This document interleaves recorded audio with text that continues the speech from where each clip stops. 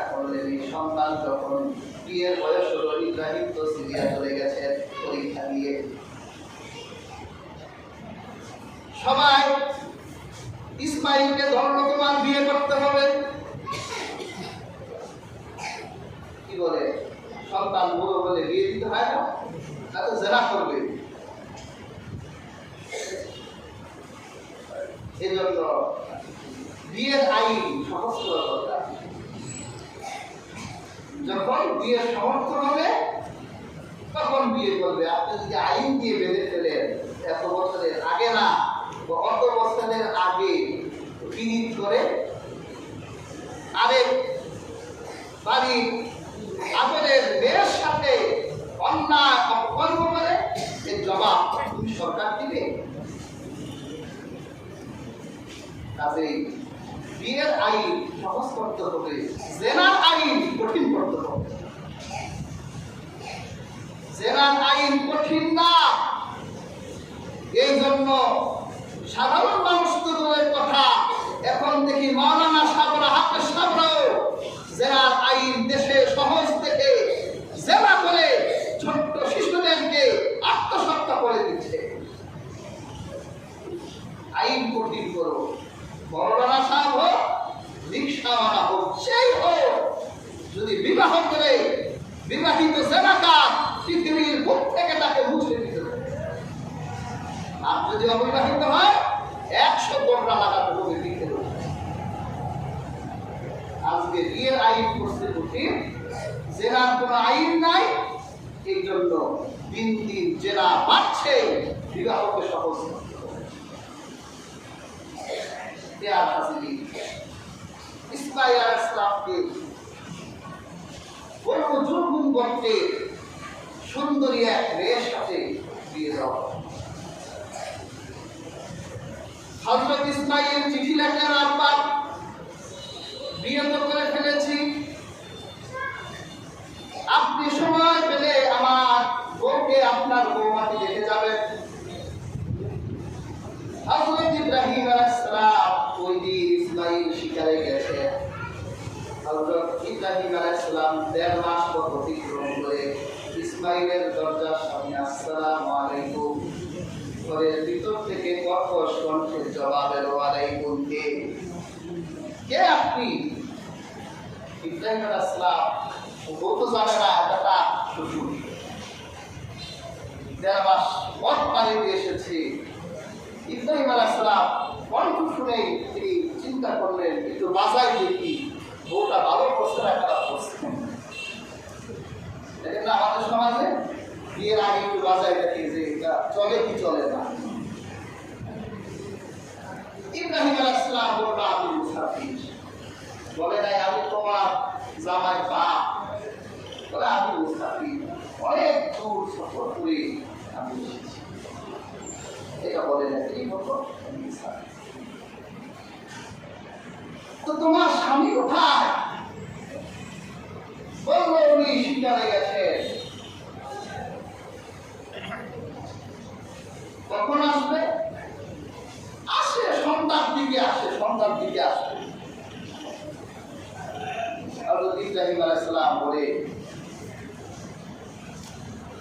তোমরা কেমন আছো?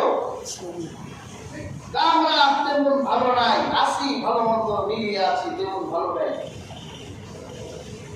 ইব্রাহিম আলাইহিস সালাম 1.5 মাসের পর অতিক্রম করে সন্তানের ঘরে আসলেন না, বসলেন না, তিনি রওনা হয়ে গেলেন। ঠিক আছে, তোমার স্বামী যখন আসবে তাকে বলবে ঘরের চৌকট বদলাই দিতে।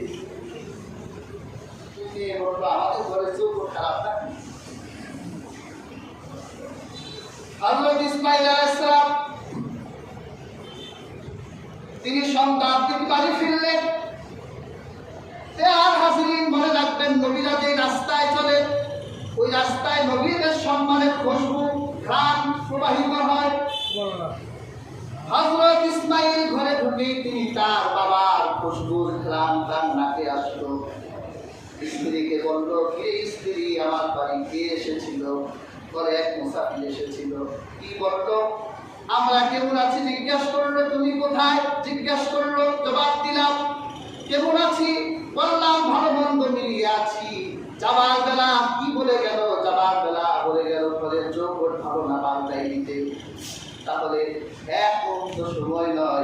তুমি আমার ঘর থেকে বের করে বাপের বাড়ি জুলুম করতে চলে যাও।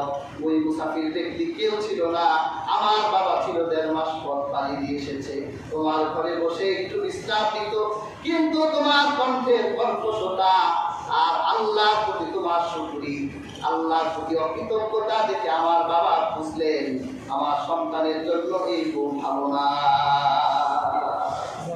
যাও তুমি এখন চলে যাও।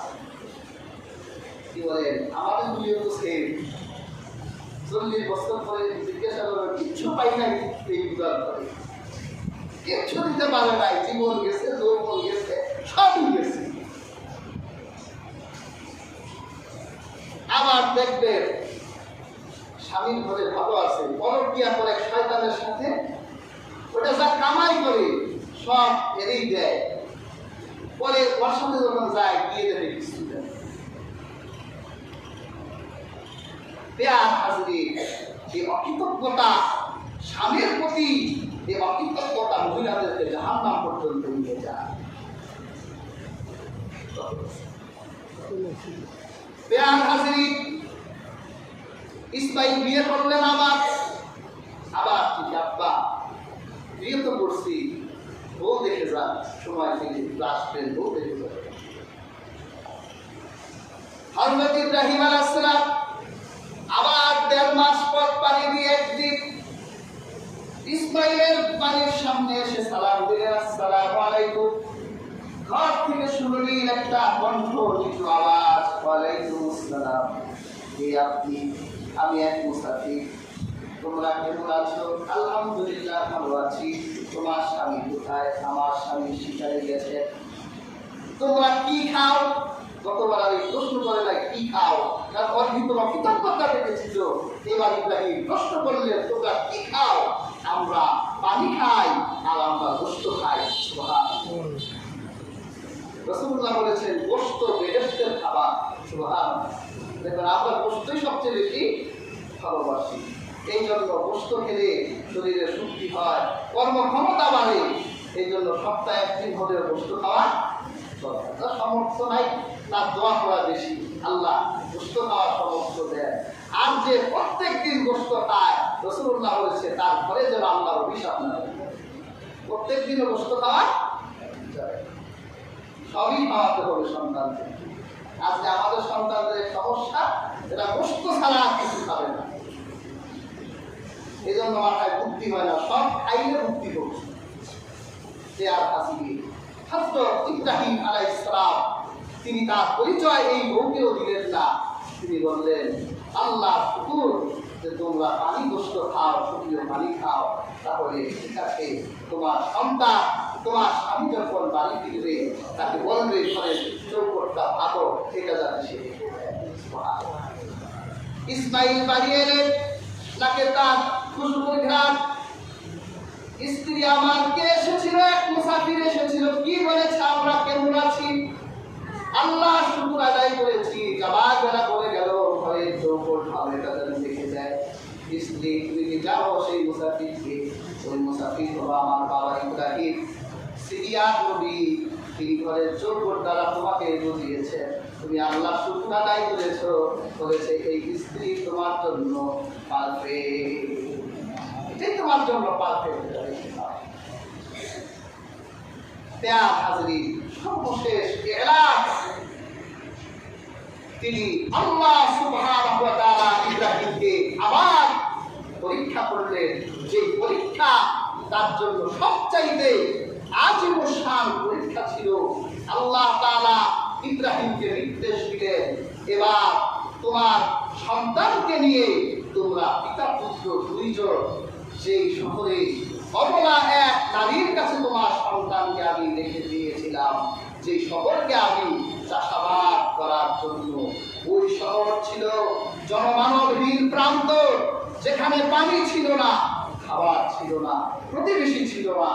আর ওই শহর আজীবন হয়ে গেছে, পানি আছে, খাবার আছে, ফলমূল আছে, খেজুর আছে, প্রতিবেশী আছে। এইবার ইব্রাহিম তোমার সন্তানকে নিয়ে আমার ঘরটা তৈরি করো। কেন? তুমি ওই ঘরে মানুষকে দাওয়াত দিবে আবু কুবাইস পাহাড় থেকে, মানুষকে দাওয়াত দিবে তারা যেন এই ঘরে জিয়ারত করতে আসে।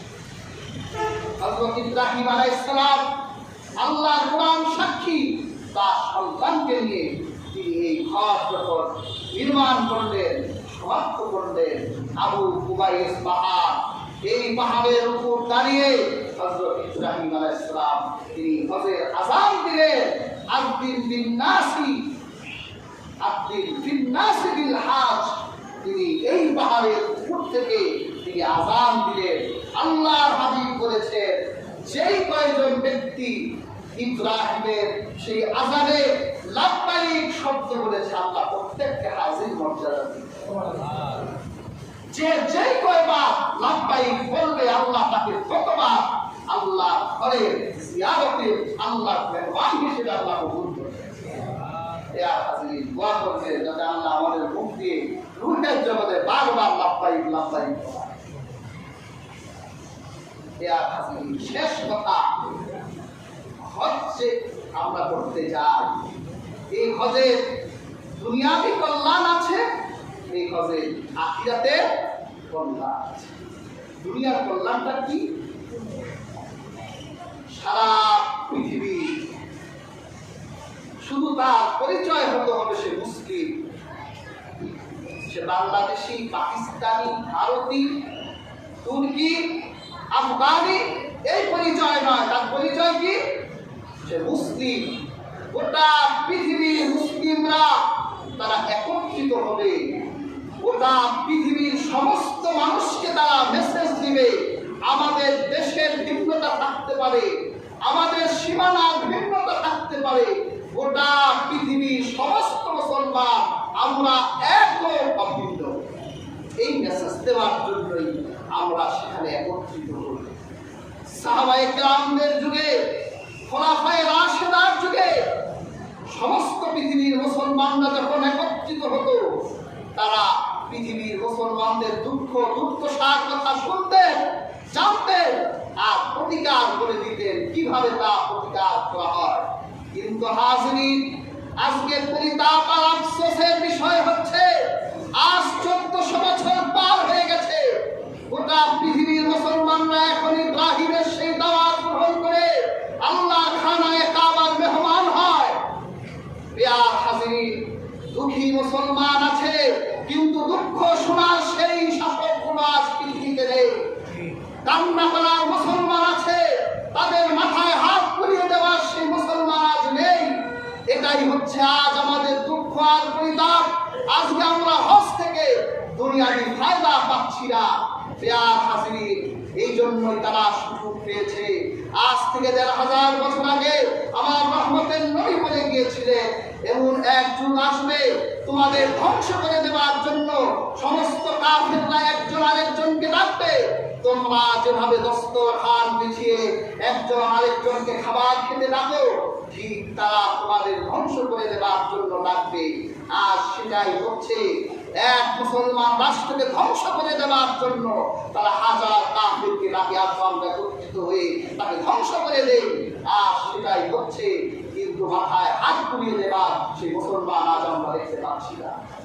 আমরা আজ দেখতে পাচ্ছি, আজকের ভারতের দিকে তাকান, প্রত্যেক দিন মুসলিম নির্যাতন হচ্ছে। আজকে একটু আগে দেখে এলাম, এক মুসলিম ছেলেকে মেরে তাকে ঝুলিয়ে রেখেছে। মসজিদের ইমামকে রেল থেকে লাঠি দিয়ে ফেলে মেরে দেওয়া হচ্ছে। হাজার হাজার মুসলমানকে রক্তাক্ত করা হচ্ছে, হত্যা করা হচ্ছে। প্রিয় হাজিরিন, তাদের পক্ষে কথা বলার সেই বীর সেনাগুলো আজ আমরা পাচ্ছি না। কি হলো আমাদের? আমরা কতটা পেছনে চলে গেলাম, অথচ আমাদের গর্জনে পুরো পৃথিবী কাঁপার কথা ছিল। প্রিয় হাজিরিন, আমাদের ইমানের তাকাজা আবার তৈরি করতে হবে, ইমানকে আমাদের আবার খাঁটি করতে হবে, মজবুত করতে হবে। তাহলে যখন আমাদের নিয়ত ঠিক হবে, ইমানই মজবুতি আসবে। প্রিয় হাজিরিন, আমরা দিল্লির লাল কেল্লায় কালেমার পতাকা উড়াই দিতে পারবো, বাধা দেওয়ার কোনো অবশ্যই সুবিধা আছে। কাজেই আল্লাহ সুবহানাহু ওয়া তাআলা আমাদের প্রত্যেককে হজ থেকে দুনিয়াবি কল্যাণ এবং আখিরাতের ফায়দা অর্জন করার তৌফিক দান করুন। আমিন।